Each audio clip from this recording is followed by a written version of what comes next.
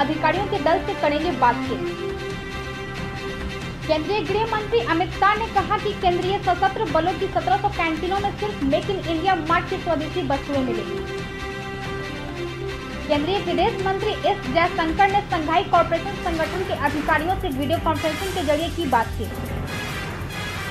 कांग्रेस के जयवीर शेरगिल ने कहा 20 लाख करोड़ का पैकेज कारखाने में नहीं बन रहा है। भाजपा पार्टी जनता को टोपी पहनाने और दिन में तारे दिखाने में माहिर है। मौलाना साहब मामले को एनआईए को सौंपने पर दिल्ली हाईकोर्ट में सुनवाई 28 मई को। सुप्रीम कोर्ट ने 1984 सिख विरोधी दंगे के दोषी सज्जन कुमार की जमानत याचिका खारिज कर दी। ग्लेनमार्क फार्मा ने कोविड-19 की दवा फाविपिरावीर का 3 चरणों का ट्रायल शुरू किया। कोरोना संकट के बीच चीनी चाल, लद्दाख में अलर्ट, गलवान नदी इलाके पर भारत की पैनी नजर। कांग्रेस महासचिव प्रियंका गांधी ने यूपी सरकार से की मांग, गृह लोन, कृषि कर्ज और अन्य ऋण पर ब्याज 4 महीने तक नहीं लिए जाएं। मरकज मामला, सभी 700 विदेशियों के पासपोर्ट हुए सीज। भाजपा के अध्यक्ष जेपी नड्डा ने कहा है कि केंद्र सरकार के आर्थिक पैकेज की घोषणा से सभी वर्गों के लोगों को होगा फायदा।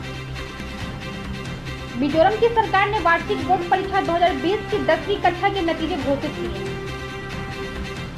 जून के अंत तक शुरू हो जाएगी आपके पसंदीदा सीरियल्स की शूटिंग, वो भी नई गाइडलाइंस के साथ। 20 लाख करोड़ रुपए के आर्थिक पैकेज की घोषणा के बाद बिहार की सियासत गर्म हो गई। कर्नाटक में 17 मई के बाद खुल जाएंगे जिम और गोल्फ कोर्स, सरकार ने लिया फैसला।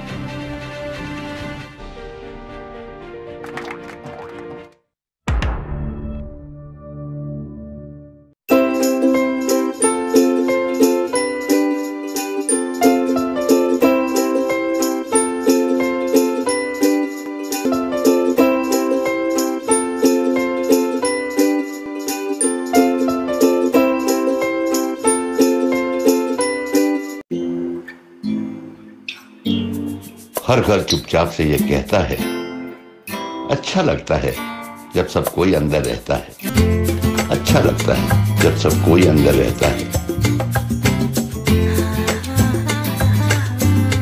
Stay home, stay safe, Asian paints.